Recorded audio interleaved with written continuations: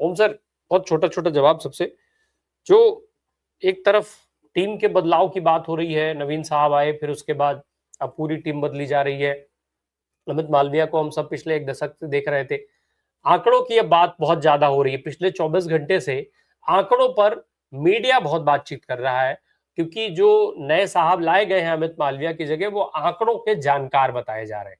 लेकिन क्या इस देश में आंकड़े बताने लायक हैं?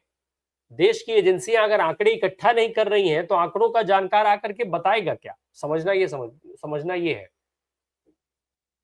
ये आरोप तो आप लगा रहे हैं, वरना तो वो लोग तो समझते हैं कि जो कुछ आंकड़े उनके पास में उपलब्ध हैं वही श्रेष्ठ है, वही सच है।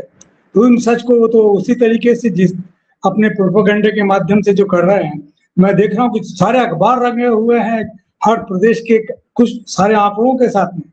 राजस्थान में उत्तर प्रदेश की सारी छप रहा है, हरियाणा का छप रहा है, पंजाब का छप रहा है, वो अलग अलग किस्म के सारा सब तो उपलब्ध है। लेकिन काम ये सब नहीं है। मालवीय जी का काम ये तो नहीं था आंकड़ा दिखाना। उनका काम तो जो था वो अलग किस्म का ही था। वो चीजों को ये इवेंट की तरीके से ऑर्गेनाइज करके उस झूठ का जो प्रचार वाला सिलसिला रहा, उसके लिए वो काफी सक्सेसफुल थे। लेकिन ये टीम शायद यूपी के लिए अब अर्थपूर्ण नहीं है, या आने वाले चुनाव के लिए अर्थपूर्ण नहीं है, इसलिए इसमें बदलाव किए गए।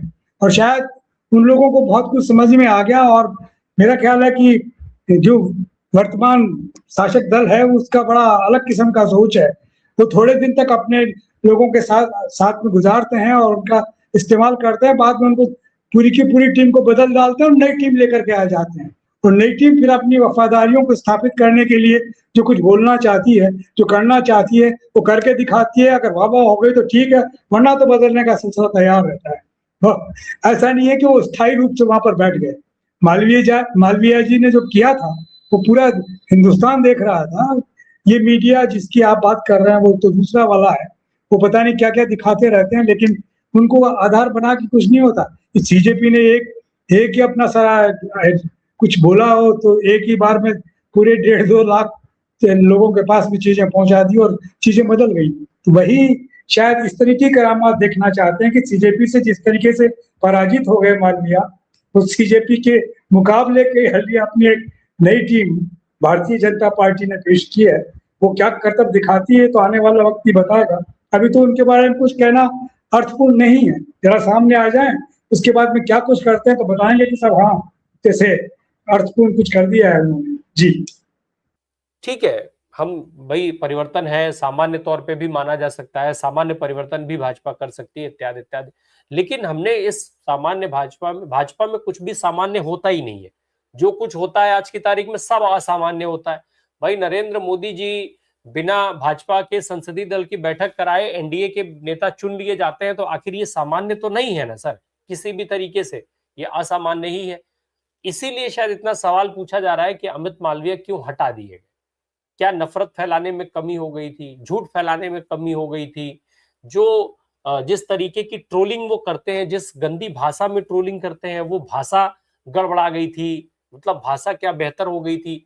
या फिर ये जो आरोप लग रहा है कि भाजपा के भी नेता जो जरा भी मुखर अगर दिखाई दिए या किसी मुद्दे पर उन्होंने कुछ बोला, तो वैसी ही ट्रोलिंग उनकी भी होती जैसे विपक्ष के लोगों की होती है। जो पत्रकार इनके तथाकथित कहे जाते हैं, बहुतों को गोदी मीडिया के आरोप लगाए दिए जाते हैं, उनकी भी अगर एक लाइन भी इधर से उधर हुई तो उनको भी वही ट्रोलिंग उसी भाषा में कराने लग जाते थे मालवीय साहब। क्या ये सब चीजें भी बड़ी वजह हो गई जो सत्ताधारी दल को ये दिखने लगा कि ये तो हमारा ही इमेज डेंट कर रहा है, इस वजह से ये बदलाव जरूरी था? जी देखिए, ये भारतीय जनता पार्टी का बहुत अलग किस्म का फंडा है।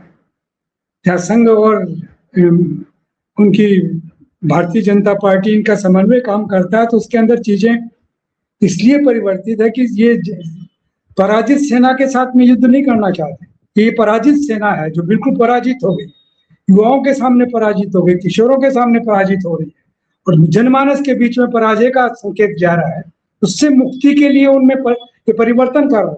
देखिए, दिल्ली में बैठ करके और जीजू जिस तरह की भाषा बोल रहे हैं और वो अकेले मुकाबला कर रहे हैं सारे उसका, वो जिस तरह की झूठ बोल रहे हैं, तो बड़ा आश्चर्य हो रहा है। तो ये लेकिन पराजय के बाद में वो सब कुछ बदल देना चाहते हैं और नए नए लोगों के साथ में, नए ताकत के साथ में अपने अपने अपने जो मकसद है उनका उसको हासिल करने के लिए आगे आएंगे, ऐसा लगता है मुझे। इसलिए सिर्फ मालवीय कुछ नहीं है, ये मालवीय और बाकी लोग जो काम कर रहे थे साथ में, मंत्रिमंडल में जो लोग बैठे हुए हैं, उनको लेकर के भी यह है कि उनके रहते हुए अगर ये पराजय का सिलसिला चल रहा है तो इन सबको बदल देना चाहिए। और नरेंद्र मोदी अपने आप को स्थापित रखने के लिए सब काम बड़ी आसानी से करने के लिए जुटे हुए हैं और भयभीत है कि इससे पहले जब तक बदलाव हो जाए, उससे पहले कुछ गड़बड़ ना हो जाए, इसलिए बहुत तेजी के साथ में कर रहे हैं।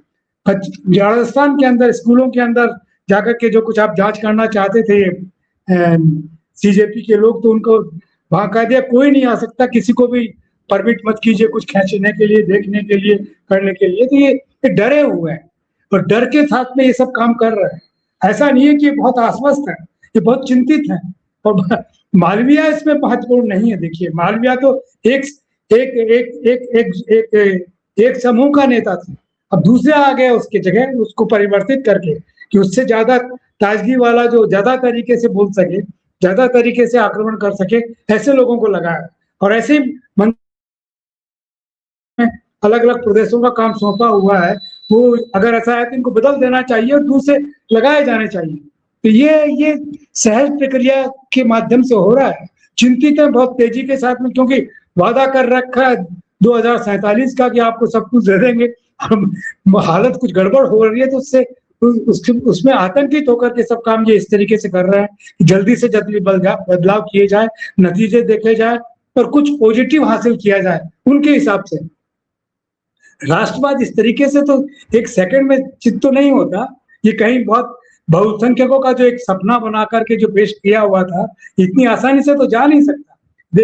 ये इन्होंने देखा भी अभी छत्तीसगढ़ में जो कुछ हुआ सोरेन के उसके वहां पर, तो उसमें वापस घुसपैठ की चेष्टा हुई और वो लगातार दबाव डालते रहे कि सीबीआई से इसकी जांच होनी चाहिए, सीबीआई से। अरे तो सब जानते हैं कि सीबीआई किसका वो तोता है, मालूम है कि सीबीआई किस तरीके से क्या करेगा, तो उस पर क्यों करवाना चाहेंगे, क्यों हो रहा है उसका। तो ये सब प्रयोग चल रहे हैं, लेकिन ये प्रयोग अपने आप को स्थापित करने के लिए और नए मुकाबले के लिए तैयारी का सिलसिला है। ये जो आने वाले चुनाव उनमें किस तरीके से पेश होंगे, कैसे आएंगे, तो ये इतना ही बदलाव नहीं होगा, बहुत कुछ बदलाव होगा, मंत्रिमंडल में भी बदलाव होगा और सारे जिनको भी कमजोर समझ हैं उनको हटा करके कुछ दूसरे किस्म के लोग लाएंगे, ऐसा इनका प्लान है। तो समझ में आता है, क्योंकि मालवीय तो पिटा गए, इनके पास में कुछ रहा नहीं और वो इतना हल्का लगने लगा कि इससे तो कुछ बनेगा नहीं।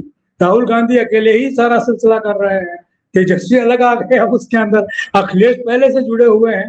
तो इन लोगों की जो टीम है वो ज्यादा महत्वपूर्ण बनती जा रही है, उससे कैसे मुकाबला किया जाए, ये एक सवाल है जिसका एक जवाब आपको ये मिला है कि ये जो ट्रोलिंग टीम थी या जो भी बदनामी करने वाली टीम थी, जो गंदा भाषा बोलने वाली टीम थी, तो उसको हटा करके नए किस्म के लोगों को लाया जाए, नया कोई मुहावरा गढ़ा जाए जिसमें वो सब भी हो, उससे भी ज्यादा मारक ये युग है।